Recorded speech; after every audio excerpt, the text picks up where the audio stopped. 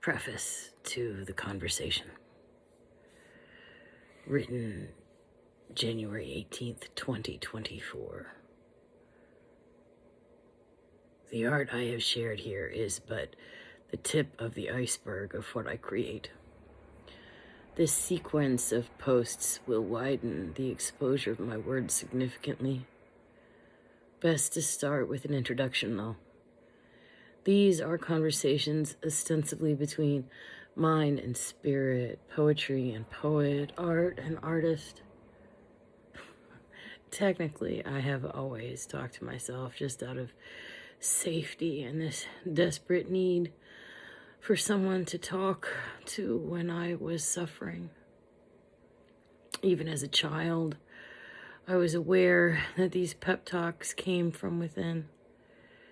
It still amazes me that I got baptized because I had God taken away from me so many times before then. My mother livid with me and saying God would only love me if she allowed it. Only I thought that this was as good a language as I could find to give voice to this need for communion, unaware I would lose any home I had inside a church when I divorced.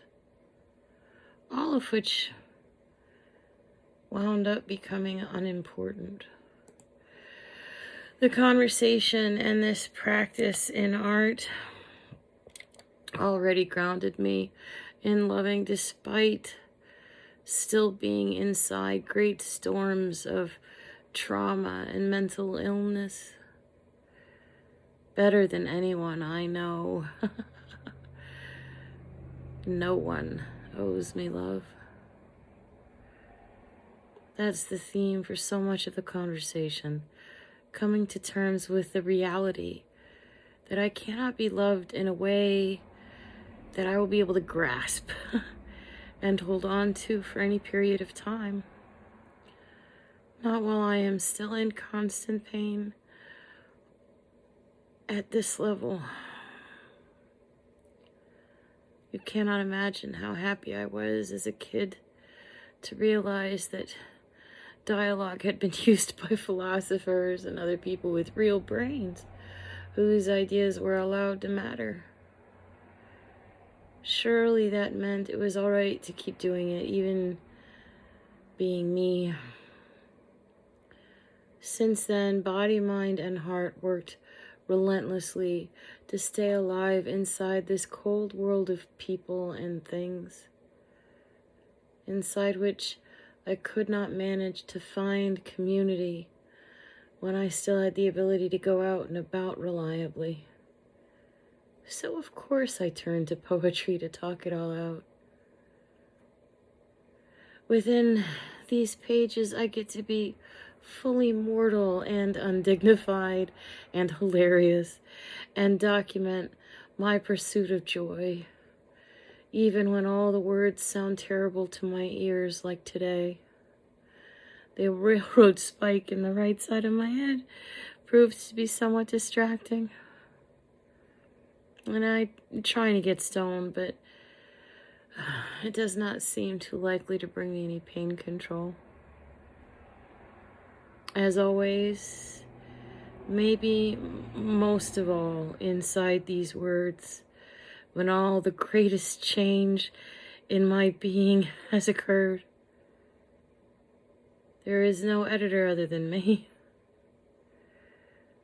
This is the art of survival, and it remains imperfect, chaotic, interrupted by this life full of disability and difficulty, as well as delight.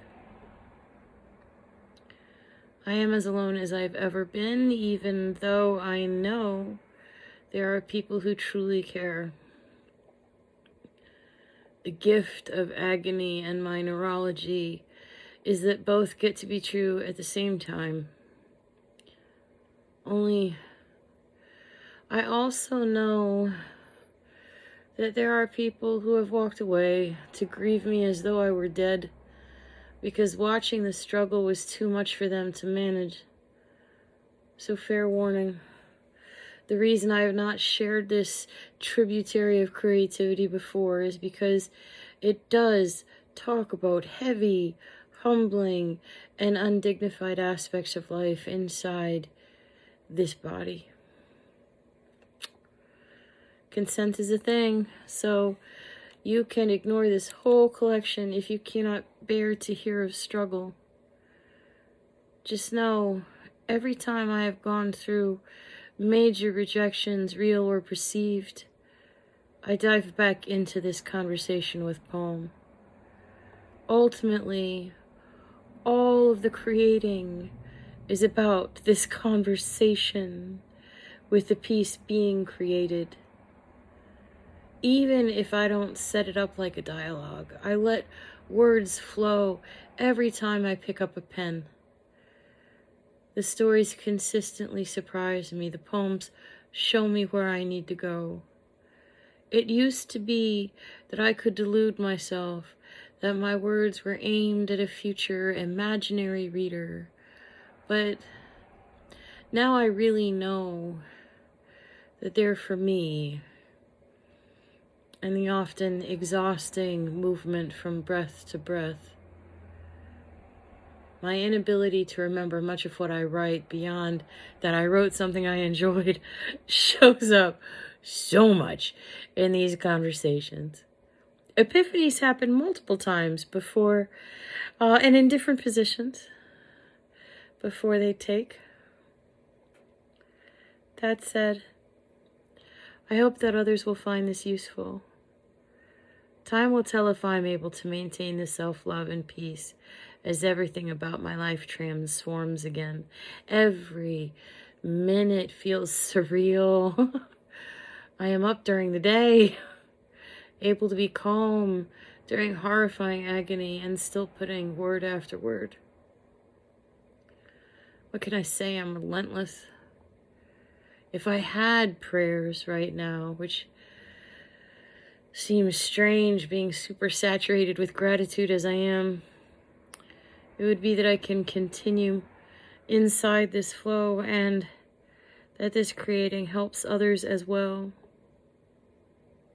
The young me, the one who wanted to die so badly, who would have done so much to know that there was a life of peace and love ahead, even with this bewildering isolation and needed celibacy. Oh, back then, apparently, I forgot to pray for enough money to be able to survive without the constant nightmare of foreclosure. But she needs to read these words. They would have sustained her. To the therapists who already wrote in my records that I should not be allowed to make art, this is how I've survived. While I gather you do not believe my contentment's real, these words are how I manage it.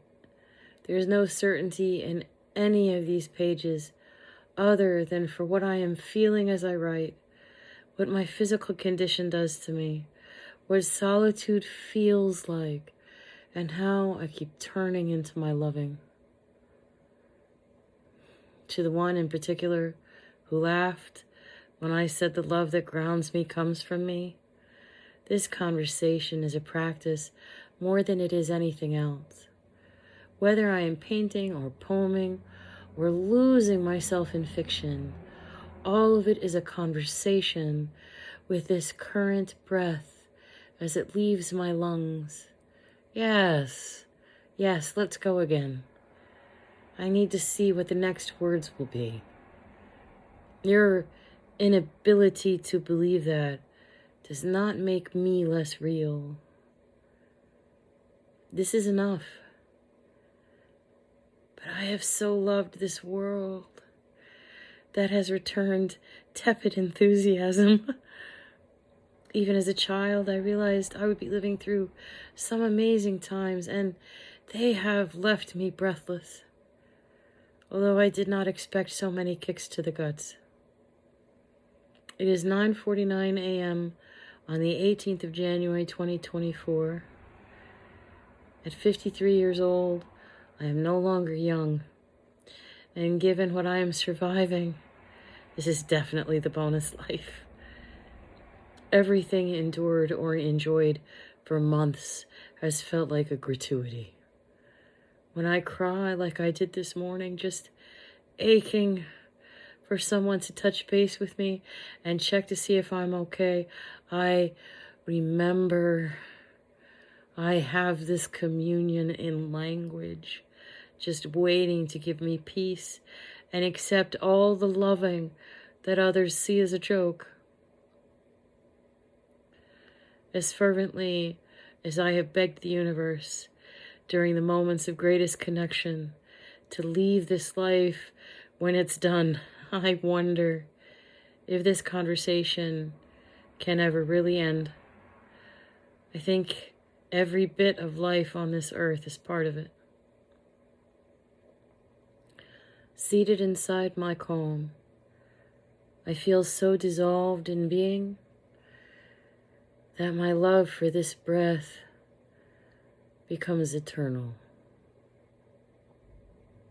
And love, I will never understand why medical professionals have used this as a reason not to treat the pain I report, to call me a liar, to keep me in this horrifying agony without any reasonable expectation of help ever finding me.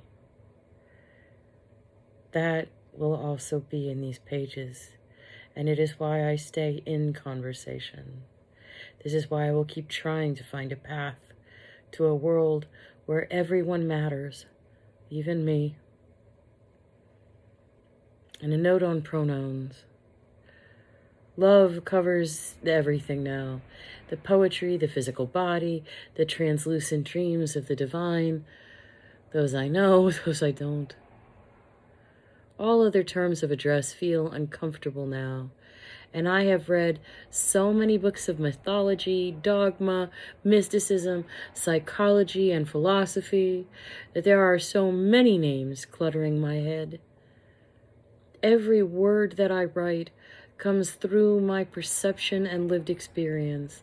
I can argue, and will repeatedly, as to whether or not I'm perceiving anything external or just blowing on embers that I've lit myself.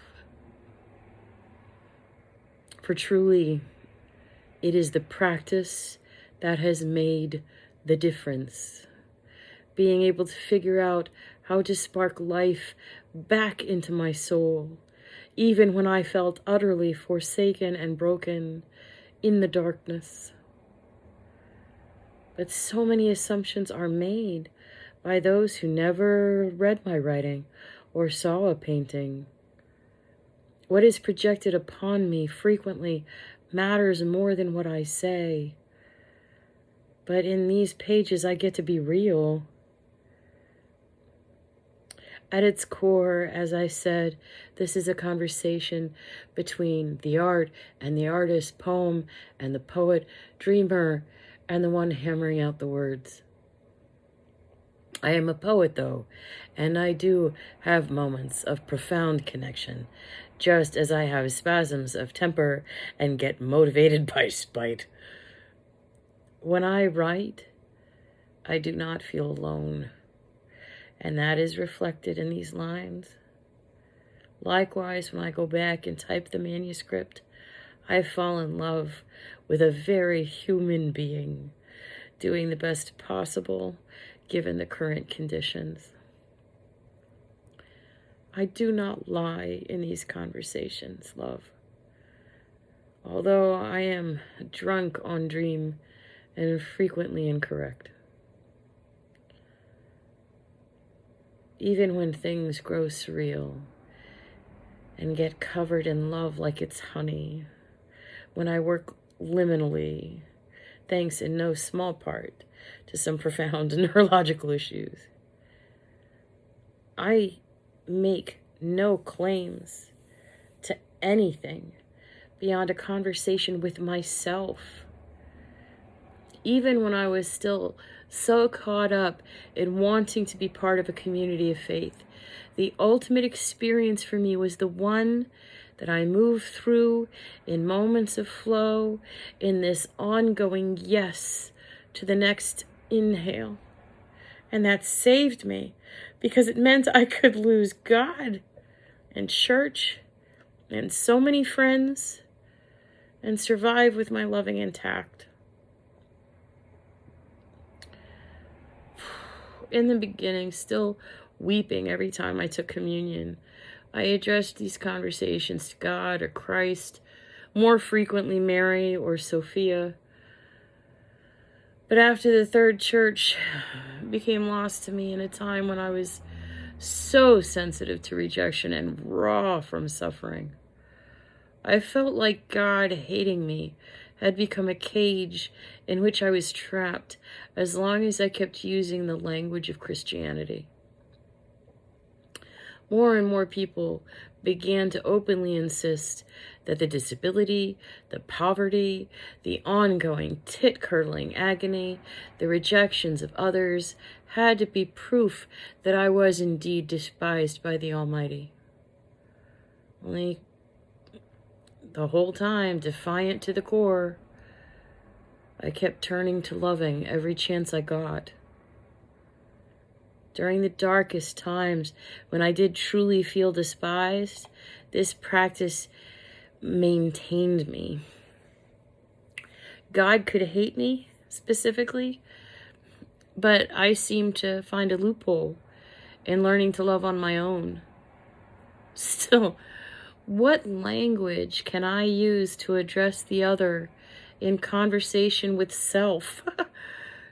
How do I defend God when so many are absolutely certain that he despises me? And ultimately, social media did the rest. Now I have the extraordinary good fortune of not being overwhelmed with popularity on any platform. This has kept me safe from an onslaught of abuse that I know would greet someone like me. I have been saved so much energy in blocking and rebuttals. And that doesn't mean I don't understand how women like me are treated. And I have a mountain of privilege beneath me. Also, I have the gift of just being freaking unbending in my belief that I'm real. Living inside my breath rather than the world of people and things provides a marvelous sense of truth. Despite being celibate, or maybe because I am refusing to live for another's gaze or pleasure any longer, even the most gentle of my art has become something to be criticized and condemned. It's out of fashion. My transformation was fueled by so many other things. But now, I am the problem. A feral poet, I have become a hermit for art. My mental health and this ability to work, for if anything will rescue me, it will be this art, have to be the only real priorities for me. Every action I take to survive is so that I can spend more time here, inside love and language.